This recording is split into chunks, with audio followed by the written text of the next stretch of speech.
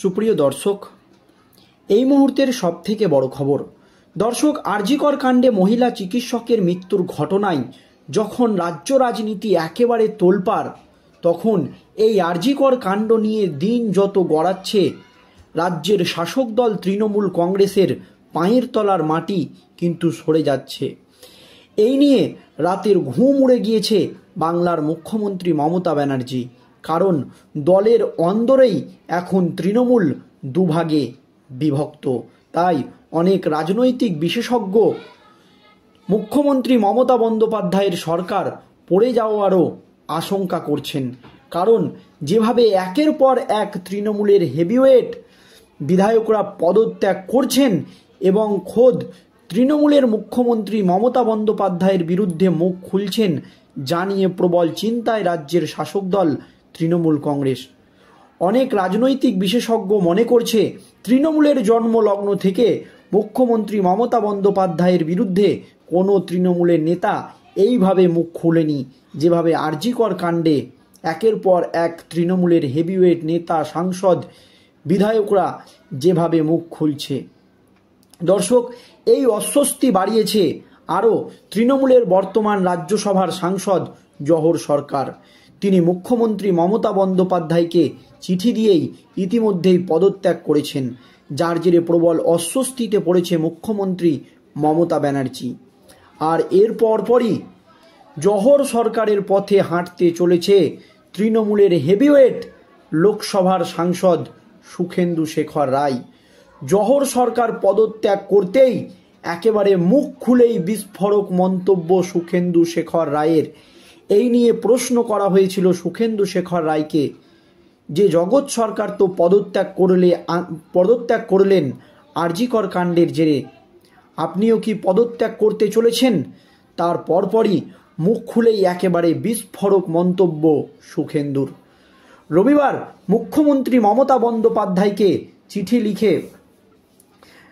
লিখে বা লেখা চিঠিতে জহর সাংসদ পদ এবং রাজনীতি ছাড়ার কথা জানান।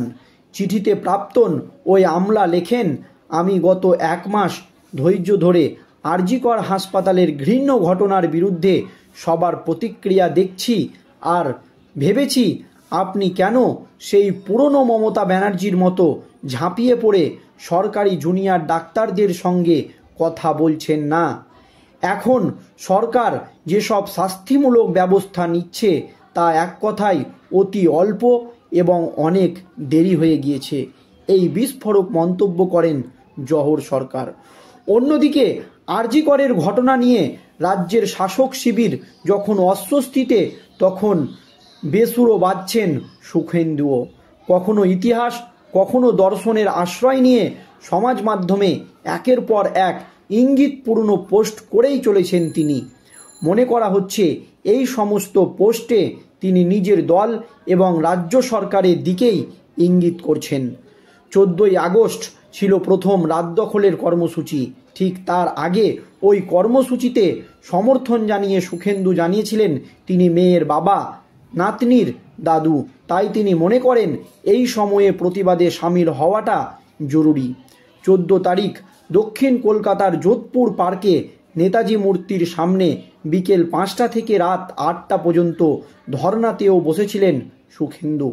এরপরে নিজের দলের অস্বস্তি বাড়িয়ে কলকাতার পুলিশ কমিশনার বিনীত গোয়েল এবং আরজিকরের প্রাক্তন অধ্যক্ষ সন্দীপ ঘোষকে হেফাজতে নিয়ে জেরা করার দাবি জানিয়েছিলেন সুখেন্দু শেখর রায়। এর পরপরই সমাজ মাধ্যমে একটি তাৎপর্যপূর্ণ পোস্ট করেছিলেন সুখেন্দু। ভারত চীন যুদ্ধের সময় প্রকাশিত একটি কার্টুন শেয়ার করেন তিনি।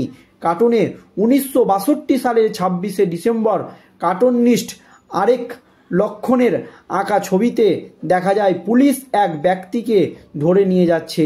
তলায় লেখা, এটা ঠিক যে আপনি গুজব ছড়াচ্ছিলেন না, আপনার বিরুদ্ধে অভিযোগ, আপনি সঠিক তথ্য ছড়াচ্ছিলেন।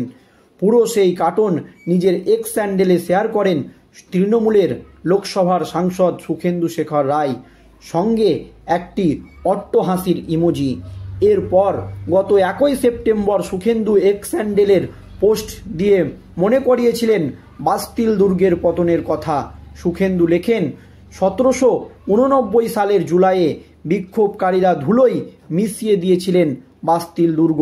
জন্ম হয়েছিল ঐতিহাসিক ফরাসি বিপ্লবের। প্রসঙ্গত 1989 সালের 14 জুলাই উন্মত্ত ফরাসি জনতা ভেঙে দেয় প্যারিসের বাস্তিল দুর্গ। তারপরেই শুরু হয় ফরাসি বিপ্লব। এই বাস্তিল দুর্গ ছিল রাজতন্ত্র, ইউরোপের মধ্যযুগীয় শোষণের প্রতীক। প্রশ্ন ওঠে, ইউরোপের সেই শোষণের যুগের সঙ্গে কি পশ্চিমবঙ্গের বর্তমান পরিস্থিতির তুলনা টানতে চেয়েছেন এই হেভিওয়েট তৃণমূল নেতা সুখেন্দু শেখর রায়?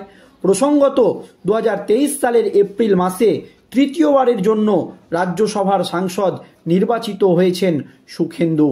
রাজ্যসভায় সাংসদ হিসাবে তার মেয়াদ রয়েছে 2029 সালের এপ্রিল মাস পর্যন্ত। অন্যদিকে 2021 সালে রাজ্যসভার সাংসদ পদ থেকে ইস্তফা দেন দীনেশ ত্রিবেদী। তার জায়গায় তৃণমূলের রাজ্যসভায় পাঠায় জহর সরকারকে। রাজ্যসভার সাংসদ হিসাবে তার প্রথম দফার মেয়াদ শেষ হতো 2026-এ। তার আগেই আরজিকর কাণ্ডের জেরে মুখ্যমন্ত্রী মমতা বন্দ্যোপাধ্যায়কে চিঠি দিয়ে পদত্যাগ করলেন জহর সরকার।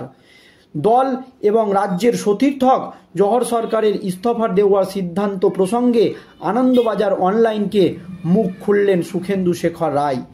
আরজিকর কাণ্ডের প্রতিবাদে সুর চড়িয়ে এর আগেও দলের অস্বস্তি বাড়িয়েছেন তৃণমূলের রাজ্যসভার সাংসদ সুখেন্দু। যদিও জহরের মতো এখনও পর্যন্ত ইস্তফা দেওয়ার পথে হাঁটেননি সুখেন্দু। জহরের রাজ্যসভার পদ থেকে ইস্তফা দেওয়ার খবর প্রকাশ্যে আসার পরই আনন্দবাজার অনলাইনের তরফে যোগাযোগ করা হয়েছিল সুখেন্দুর সঙ্গে। তিনি বলেন, জহর সরকারের খবর পেয়েছি, কিন্তু আমি সে বিষয়ে কোনো মন্তব্য করব না। আমি এর বিরোধিতা করছি না, সমর্থনও নয়। আরজিকর কাণ্ডে নিজের অবস্থান ব্যাখ্যা করে সুখেন্দুর সংযোজন, আমি আমার মতো করে নাগরিক আন্দোলনের সঙ্গে আছি। একটা বিন্দু হিসেবে, একজন নাগরিক হিসাবে আমার সামান্য যা করণীয় করছি। সকলেই তো গোল দেয় না, সেঞ্চুরি করে না, সকলেই চ্যাম্পিয়ন হয় না, কিন্তু মাঠে নেমে তো খেলতে হবে। সাংসদদের কাছে মানুষের একটা প্রত্যাশা থাকে যে তিনি কোনো অন্যায়ের সঙ্গে থাকবেন না। জহরের মতো সুখেন্দুর দল এবং রাজ্যসভার পদ থেকে ইস্তফা দেবেন কিনা এই নিয়ে প্রশ্ন করা হয়। তা নিয়ে তৃণমূলের অন্দরেও প্রশ্ন উঠে। আলোচনার শুরু হয়ে গিয়েছে ইতিমধ্যেই তৃণমূলের অন্দরেও। এই প্রসঙ্গে সুখেন্দু বলেন, আমি কখনো কোনো সিদ্ধান্ত নিলে সকলেই জানতে পারেন। যেমন প্রতিবাদ করেছিলাম বিবেকের ডাকে, আমি নাগরিক আন্দোলনের সঙ্গে আছি। আমি নিজের ঢাকঢোল কখনো পেটাই না। সুখেন্দুর অবশ্য বক্তব্য, তিনি মনে করছেন রাজ্যসভার পদে থাকলে তার বক্তব্যের তুলনায় গুরুত্ব পাবে বেশি। তাছাড়া তৃণমূলের মধ্যে থেকে বিভিন্ন অপকর্মের বিরোধিতা করলে দল এবং জনসমাজেও একটা বার্তা পৌঁছাবে বলে মনে করেন সুখেন্দু। যদিও এই বিষয়ে তাকে প্রশ্ন করা হয়েছিল যে তিনি জহর সরকারের পথে হাঁটবে কিনা, এই প্রসঙ্গে এখনও কিন্তু তিনি বিস্তারিতভাবে কিছু বলেনি। তবে এই নিয়ে কিন্তু এখন তৃণমূলের অন্দরেই জল্পনা শুরু হয়ে গিয়েছে।